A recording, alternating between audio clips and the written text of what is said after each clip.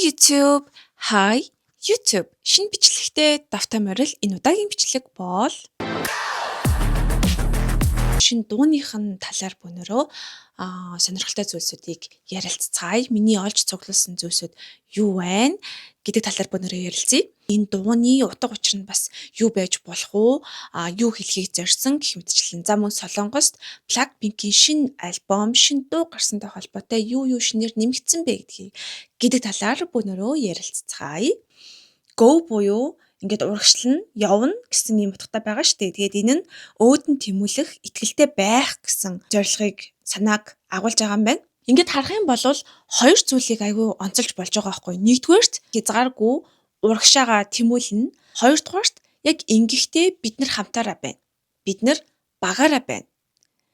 Багаараа хамтаараа байхдаа бид нар хүчтэй, бид нар давлгаалж чаддаг ийм утга учирыг бас илэрхийлж байгаа юм байна лээ. Сансрын хөлгөнд суудаг штэ. Тэр сансрын хөлгөнд сууж байгаа нь магадгүй бид нар олон улсын тавцанд алившээ гарцсан шүү. Бид нар илүү цаашаага явна шүү гэдэг санааг бас илэрхийлж байгаа юм болов уу?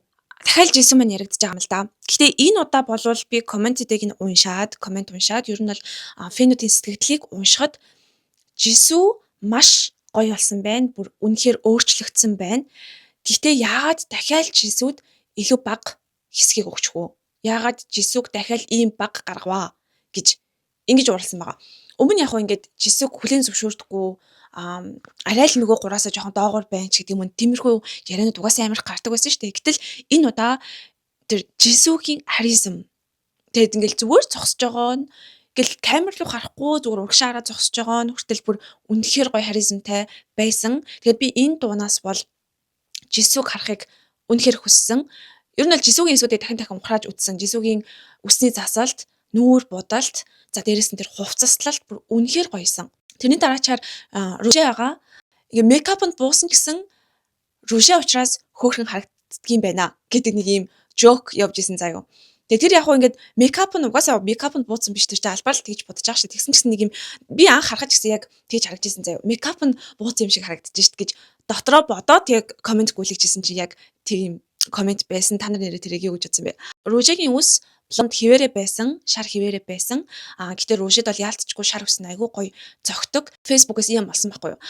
Руже нөгөө нэг үсээ яг энэ блонд хിവэрэнд байлгах гэж 2-7 хоногт нэг удаа ингэж хуухаа бодуулдаг гэгээд. Тэгээд үс чинь болохоор ингэж бодуулах юм бол чиний хуухны эрүүл мэндэд үнэхээр муу штэ, үсэнд чинь муу штэ гэсэн чинь миний ингэж хуух гэмтэх, миний үс гэмтэх, миний эрүүл мэнд чухал биш ээ.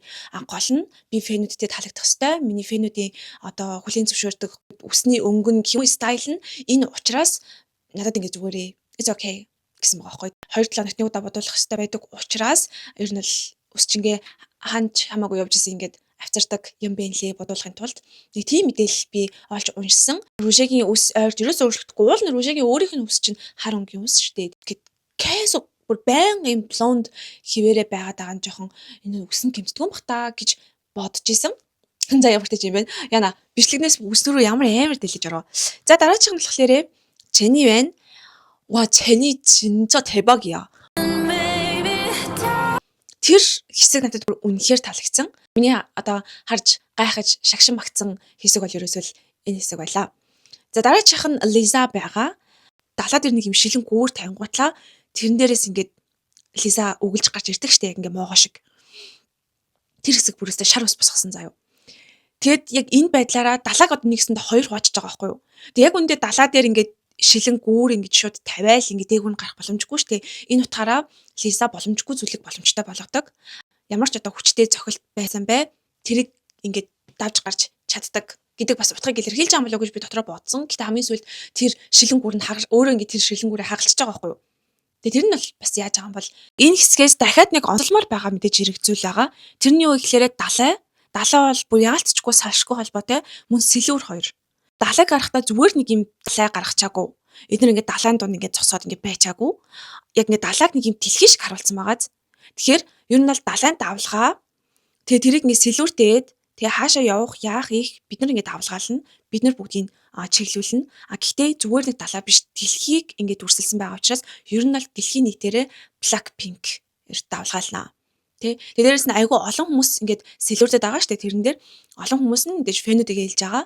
Дэлхийн нийтээрээ гэдэг бас санааг илэрхийлж байгаа юм болов. Энэ бичлэгэн дээр тэгш хэмээн айгүй их харуулдаг. Яг дэлгэцийг ингэж сэлүүрээр дөрөв хуангуутлаа.